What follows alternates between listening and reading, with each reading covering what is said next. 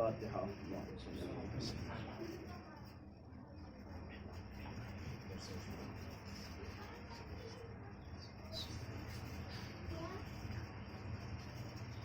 لا حول ولا قوة إلا بالله العلي العظيم. حسبنا الله ونعم المولى ونعم النصير. بسم الله الرحمن الرحيم. الحمد لله الذي جعلنا من المتمسكين بولاية علي بن أبي طالب عليه الصلاة والسلام.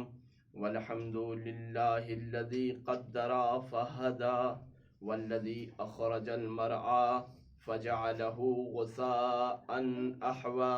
سنقرئك فلا تنسى. ثم الصلاة والسلام والتحية والإكرام على الرسول المسدد والمصطفى الأمجد والمحمود الأحمد أبي القاسم وأبي الزهراء محمد. اللهم صل على محمد وآل محمد وآله الطيبين الطاهرين المعصومين المظلومين المنتجبين المنتخبين المنيبين الراكعين الحامدين الساجدين الآمرين الناهين الذين أذهب الله عنهم الرجس وطهرهم تطهيرا. اللهم صل على محمد ولعنة الله على أعدائهم وغاصب حقوقهم ومنكر فضائلهم أجمعين من الآن إلى قيام يوم الدين. أما بعد، فقد قال امام السجاد علیہ الصلاۃ والسلام: ایھا الناس اوتینا بستہ وفضلنا بسبع. صلوات پڑھیں محمد وآل محمد. اللهم صل على محمد وآل محمد وعجل. آج کی یہ مجلس جو شام شہادت امام سجاد علیہ الصلاۃ والسلام کے عنوان سے برپا کی جا رہی ہے، امام سجاد علیہ الصلاۃ والسلام کی حیات طیبہ کو اگر ہم دیکھیں اور اس زندگی کا مطالعہ کریں کہ جس زندگی میں ہم یہ سوچتے ہیں، بہت مختصر طور پر آپ کی خدمت میں عرض کرنا ہے کہ ہم یہ سوچتے ہیں، ہمارے خیال خام میں، فکر ناقص میں یہ بات آتی ہے کہ وہ امام یا وہ جوان جو مظلوم واقع ہوا، ابھی 2 سال کی عمر ہے کہ دادا کا سایہ سر سے اڑ گیا، 12 سال کی عمر ہوئی تو چچا اس دنیا سے چلے گئے، 22 یا 23 سال کی عمر ہوئی تو اب کربلا کا وہ عظیم سانحہ، وہ حقیقت کربلا جو امام کی آنکھوں کے سامنے رونما ہوئی. تو اس طرح سے اگر ہم دیکھتے ہیں تو ہمیں ایسا لگتا ہے کہ امام کی پوری زندگی اس طرح سے گزری کہ کہیں پر کوئی ایسی چیز نہیں نظر آئے گی ہمیں کہ جس سے ہم یہ کہہ سکیں کہ نعوذ باللہ امام کی زندگی کامیاب رہی. کربلا میں اس طرح کی مشکلات، اس کے بعد کوفے تک کا سفر، کوفے کے میں ورود، ابن زیاد کا دربار، اور پھر اس کے بعد شام تک کا سفر، اور شام میں پھر شام کا بازار، شام کا دربار، پھر وہ خاص بازار یہودیوں اور نصرانیوں کا، اس میں امام کا جانا، ماں بہنوں کا کھلے سر سامنے رہنا. یہ ساری چیزیں وہ ہیں جن کو دیکھ کر ایسا لگتا ہے کہ جیسے یعنی امام کو کامیابی حاصل نہیں ہوئی، نعوذ باللہ. لیکن ایسا نہیں ہے. جب ہم امام کی سیرت پر اور امام کی زندگی پر نظر کریں گے تو ہمیں یہ دکھائی دے گا، سیاست کا مرحلہ ہوگا تب بھی امام کامیاب ہیں، امامت کا مرحلہ ہوگا تب بھی امام کامیاب ہیں، عبادت کا مرحلہ ہوگا تب بھی امام کامیاب ہیں، زہد کا مرحلہ ہوگا تب بھی امام کامیاب ہیں. ان سب کی مثالیں آپ کی خدمت میں عرض کروں گا. صلوات پڑھتے محمد و آل محمد پر. اللهم صل على امامت یعنی عبادت کے مرحلے میں اگر دیکھیں تو عبادت کے مرحلے میں ایک جوان ہے، کوئی امام 70 80 سال 60 سال کے بوڑھے نہیں ہیں کہ ہم یہ کہیں کہ امام ایک جوان عبادت میں مشغول ہے۔ اللہ نے شیطان کو اتنی قوت دے رکھی ہے کہ وہ جس نجس جانور کے شکل میں آنا چاہے وہ اس شکل میں آ سکتا ہے۔ شیطان نے دیکھا کہ علی ابن الحسین ہیں، محراب عبادت پہ کھڑے ہیں، اپنے کو ایک اژدہے کی صورت میں کیا اور آ کر امام کے پیروں امام کے انگوٹھے کو چوسنے لگا۔ اب اگر ہم جیسا جوان ہو تو پوری صف کے صف مسجد کے مسجد بھاگ جائے گی، بھائی اتنا بڑا سانپ مسجد میں آ گیا کون کھڑا رہے گا؟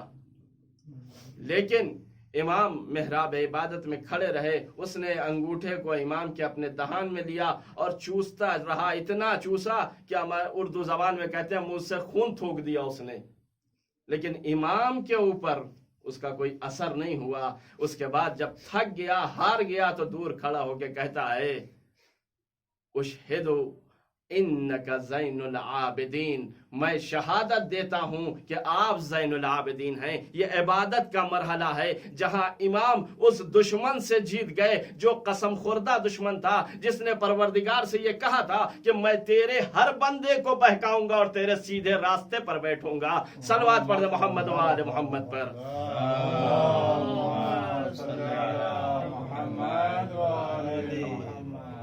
تو یہ عبادت کا مرحلہ امام دشمن قسم خوردہ سے امام جیت رہے ہیں۔ اس کے بعد اگر ہم آ جائیں سیاست کے مرحلے میں تو سیاست میں دیکھیں سن 8 ہجری جب مکہ فتح ہوا اور یہ بنی امیہ نے مکے سے فرار کیا اور جا کر شام میں پناہ لی، 10 ہجری بھی مان لیں تو 50 سال سے بنی امیہ مکے میں اپنی نجابت کی اور اپنی کرامت کی اور اپنی فضیلت کی تبلیغ کر رہے ہیں۔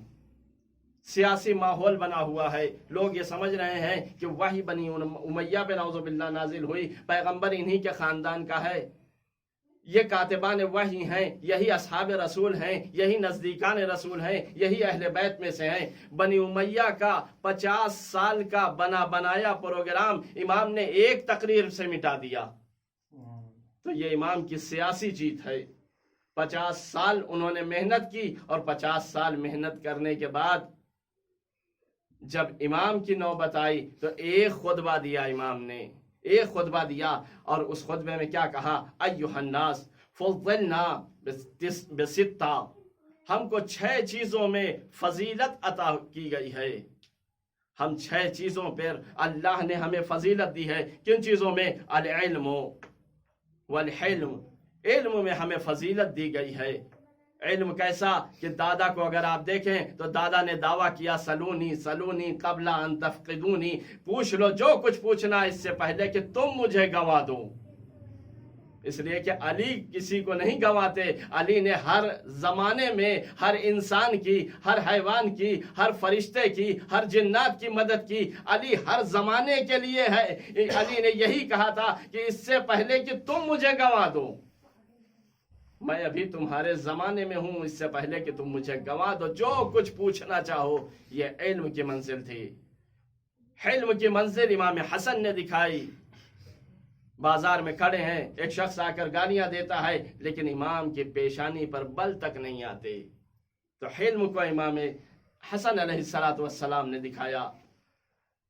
تیسری چیز جو ہے والسماحت والفصاحہ، فصاحت ایسی کہ امام علی علیہ السلام کی کتاب آج تک، ان کے خطبات آج تک، ان کی کلام آج تک، ان کی حدیثیں آج تک کے فصحائے جہان کے لیے، فصحائے عرب کے لیے ایسی مثال ہیں کہ جس کا کوئی جواب نہیں ملتا۔ نہج البلاغہ میں ایک خطبہ ایسا کہ ابن ابی الحدید نے کہا اگر تمام فصحائے عرب کو جمع کیا جائے اور ان میں سے بزرگوں کو چھانٹ لیا جائے، چن لیا جائے اور ان کے اوپر یہ خطبہ پڑھا جائے تو فسجدوا، سبحان اللہ سبحان اللہ واہ یعنی اس طرح کی فصاحت ہے کہ صرف ایک خطبہ ایسا ہے کہ اگر فصحائے عرب کو اولین و آخرین میں سے جمع کیا جائے اور اس خطبے کی تلاوت ان پر کی جائے تو وہ سب سجدہ کر دیں گے. کیوں؟ اس لیے کہ مقام فصاحت کو وہ سمجھتے ہیں.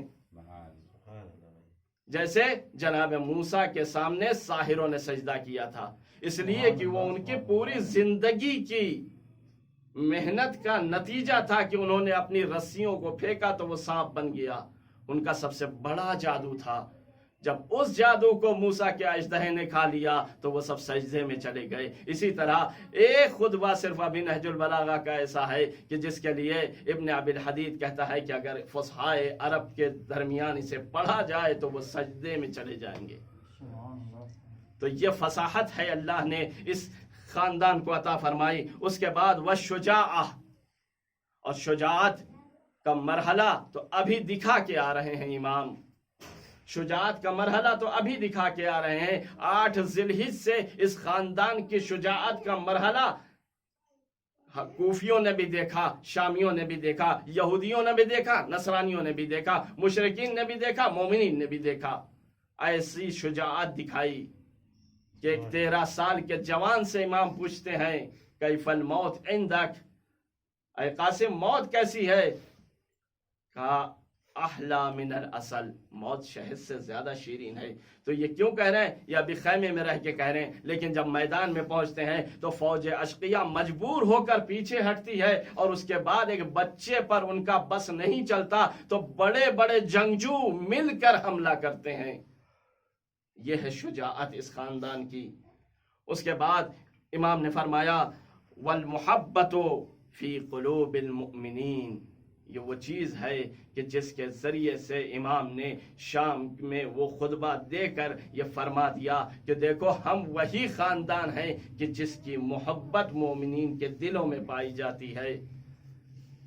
اب شام والے اپنا گریبان دیکھ رہے ہیں کہ اگر ان کی محبت ہمارے دل میں نہیں ہے تو اس کا مطلب ہم مومن نہیں ہیں، ہم مسلمان نہیں ہیں، ہم کسی اور دین پر زندگی گزار رہے ہیں. تو امام نے اس طرح سے بتایا کہ 6 چیزوں کے ذریعے سے پروردگار نے ہمیں فضیلت عطا کی.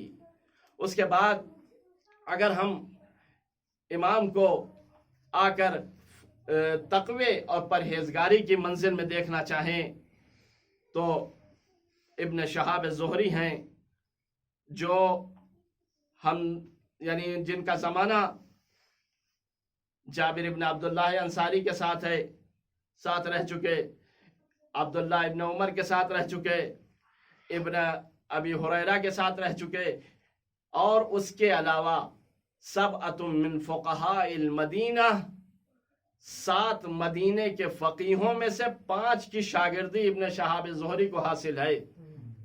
اتنے لوگوں کو ابن شہاب زہری نے دیکھا جس میں بڑے بڑے عالم ہیں، بڑے بڑے فقیہ ہیں. اس کے بعد آپ کیا فرماتے ہیں؟ ابن شہاب زہری فرماتا ہے کانا اکثر مجالستی مع علی ابن الحسین، میری اکثر بیٹھک جو ہے وہ علی ابن الحسین کے ساتھ ہوتی تھی. وما رأیت احدا کانا افقہ منہ، اور میں نے کوئی بھی یعنی 7 وہ مدینے کے بڑے بڑے فقیہ اور چند عدد صحابی جو اب تک زندہ تھے، باحیات تھے ابن زہری کے زمانے تک، اتنے لوگوں کی زہد اور تقوی کو دیکھنے کے بعد ابن زہری کہتے ہیں کہ وما رأیت احدا کان افقہ منہ، میں نے فقیہ ترین یا سب سے بڑا فقیہ جو آج تک دیکھا وہ علی ابن الحسین کو دیکھا. صلوات پڑھ محمد و آل محمد پر.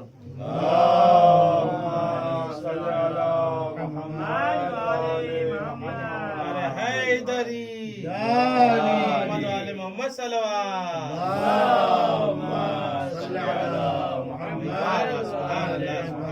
یہ امام کے فقہ کی منزل ہے، فقاہت کی منزل ہے. اب ورع اور تقوی کی منزل دیکھ لیتے ہیں. ابن مسیب ہیں، سعید ابن مسیب ہیں. کسی نے سعید ابن مسیب سے آ کے کہا کہ میں نے فلاں شخص کو دیکھا ہے، بڑا تقوی والا ہے، اورع فی الناس لگتا ہے مجھے. تو ایک مرتبہ سعید ابن مسیب جس نے امام سجاد علیہ السلام کی زندگی میں آ کر کچھ سال گزارے ہیں، ان کے ساتھ اٹھنا بیٹھنا ہے، تو سعید ابن مسیب اس سے کہتے ہیں ما رأیتو اورع منہ، یعنی میں نے باورع ترین، تقوی ترین، پرہیزگار ترین علی ابن الحسین سے زیادہ نہیں دیکھا۔ تو کس کی باتیں کر رہا ہے؟ تو کسے بتا رہا ہے کہ ان لوگوں میں بڑا تقوی والا ہے؟ میں نے تو علی ابن الحسین سے زیادہ کسی کو با تقوی نہیں دیکھا۔ اس کے بعد سفیان ابن عیینہ یہ کہتے ہیں، جو استاد ہیں احمد ابن حنبل کے اور محمد ابن ادریس شافعی کے، تو استاد اور شاگرد ہیں، تو انہوں نے ضرور اپنے شاگردوں کو بتایا ہوگا یا شاگردوں نے ان سے سوال پوچھا ہوگا۔ جب شاگردوں نے سوال پوچھا ہے تب بھی جواب دیا ہے، اور نہیں پوچھا تو تب بھی بتا دیا ہوگا، اس لیے کہ استاد کا دل تو یہ چاہتا ہے کہ شاگردوں کو باتیں بتا دی جائیں، اس لیے انہوں نے اپنے شاگردوں کو بتایا۔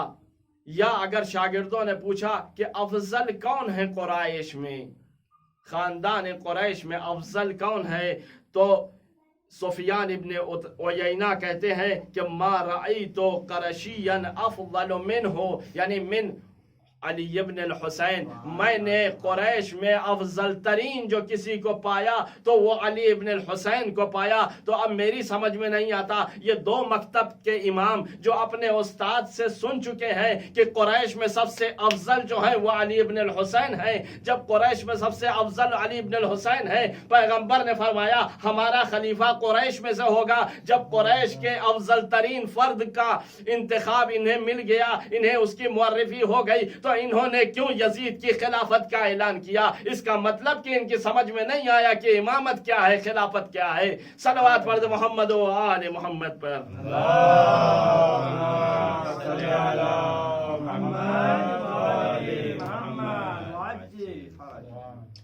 اس طرح سے امام کی زندگی ہے کہ امام نے اپنے تمام زندگی کے تمام امور میں کامیابی حاصل کی، اور ایسی کامیابی کہ اپنوں نے بھی اعتراف کیا، غیروں نے بھی اعتراف کیا۔ وہ ایک قول ہے، کہتے ہیں کہ فضیلت وہ ہے معترف بہ الاعداء، کہ جس کا دشمن اعتراف کرے۔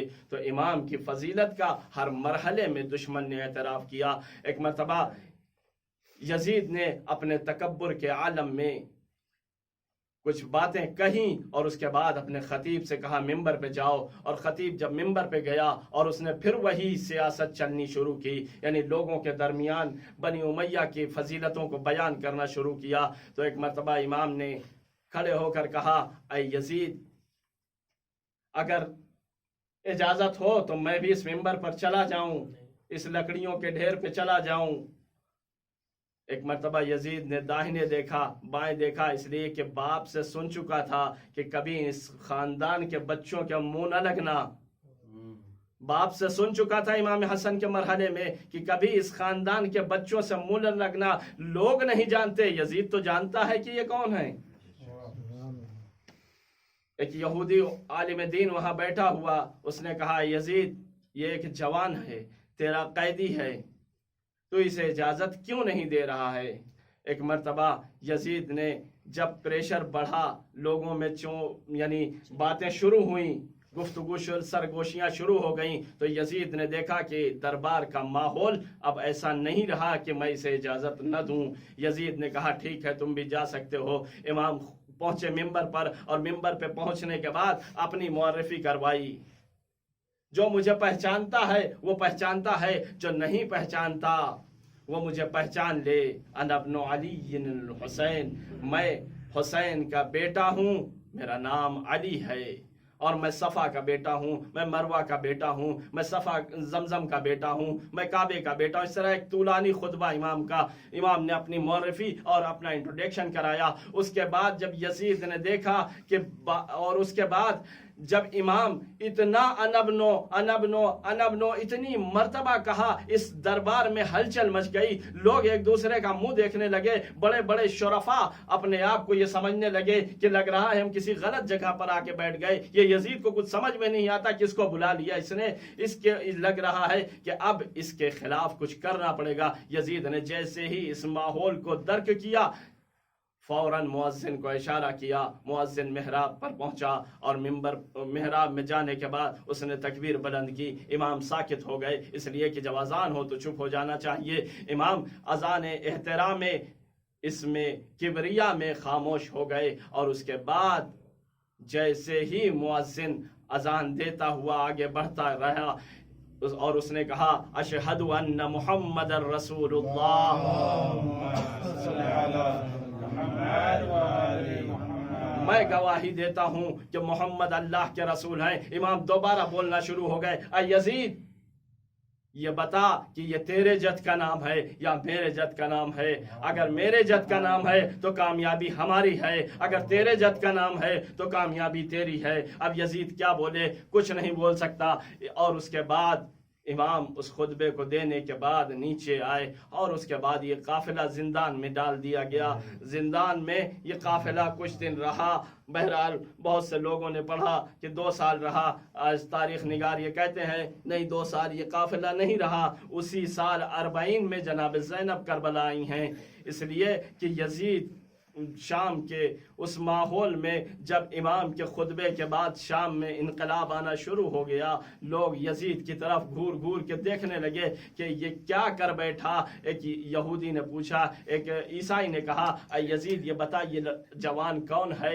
यजीद ने कहा ये इसका नाम अली है। कहा इसके बाप का नाम क्या है। कहा इसके बाप का नाम हुसैन है। कहा इसके दादा का क्या नाम है। कहा इसके दादा का नाम अली है। कहा इसकी माँ का क्या नाम है। कहा फातिमा नाम है। कहा इसकी दादी का नाम क्या है। कहा फातिमा। कहा उनके बाप का क्या नाम है। कहा मोहम्मद। कहा यजीद अगर जनाब मूसा का एक पोता होता तो हम पूरी उम्मत मिलकर उसे सजदा करते, लेकिन तुम्हारे नबी का एक नवासा जिसे तुमने सहराए करबला में इस तरह से शहीद कर दिया और उनके खानदान वालों को असीर करके अपने दरबार में लाकर खुशियां मना रहा है, तुझ पर लानत हो। अगर तुझ पर कयामत तक लानत करेंगे लोग। ये कह के जब वो जाना चाहता है तो यजीद उसे सजा सुनाता है। वो कहता है चाहे मार दे, चाहे जिंदान में डाल दे, चाहे आतिश में डाल दे, लेकिन ये बात हकीकत है कि अपने नबी के बेटे को कत्ल करने वाला कयामत तक के लिए मलऊन है। ये कहने के बाद इमाम का खुतबा तमाम हुआ। ये काफिला शाम से करबला और करबला से मदीना आ गया। इमाम है जो दिन और रात सिर्फ याद है इमाम हुसैन में गिरिया फरमा रहे हैं। एक दिन एक गुजरने वाले सहाबी ने देखा कि पुश्तबान से परनाले के जरिए कुछ पानी नीचे आ रहा है। ये सहाबी घर के अंदर इजाजत लेकर दाखिल हुआ। जब छत पे पहुंचा तो क्या देखा, इमाम है जो वुजू का पानी लिए हुए बैठे हैं, लेकिन उस पानी के नहीं जा रहा है नीचे। इमाम की आंखों से अश्क जारी है, जो इतना आंसू बह रहा है कि इमाम के सीने से होता हुआ, दाढ़ियों से होता हुआ जमीन पर और जमीन से होता हुआ परनाले से नीचे जा रहा है। अरे इसने कहा अरे मौला कब तक रोएंगे, शहादत तो आपकी मीरास है। कहा शख्स तूने हमारे साथ इंसाफ न किया, अजरुकुम अल्लाह, खुदा आपको किसी गम में न रुलाए सिवाय गम सैयदुश शुहदा के। ये बताओ मिनहाल, मुझे ये बताओ कि क्या शहादत तो हमारी मीरास है, हमने मान लिया। शुजात हमारी मीरास है, हमने मान लिया। कत्लगाह हमारी मीरास है, हमने मान लिया। सारी चीजें ठीक है। ऐ मिनहाल ये बताओ क्या माँ बहनों का खुले सर बाजारों में जाना हमारी मीरास है? क्या माँ बहनों का यहूदियों और नसरानियों के बाजार में खुले सर फिराया जाना यह हमारे घर की मीरास है? अरे इमाम 34 साल तक इस गम को लेकर रोते रहे। उसके बाद इमाम का वक्त आया। इमाम जब जाने लगे, इस दुनिया से रुखसत हुए, इमाम बाकिर ने गुस्ल कफन दिया। गुस्ल कफन देने के बाद खुद इमाम चार उनकी इमाम ज़ैनुल आबिदीन के सहाबी हैं, इमाम बाकिर अलैहिस्सलातु वस्सलाम के शागिर्द हैं। एक जम्मे गफीर इमाम के जनाजे को लेकर बकी की तरफ रवाना हुआ। अरे उसी ताबूत से इमाम ने करबला का रुख किया।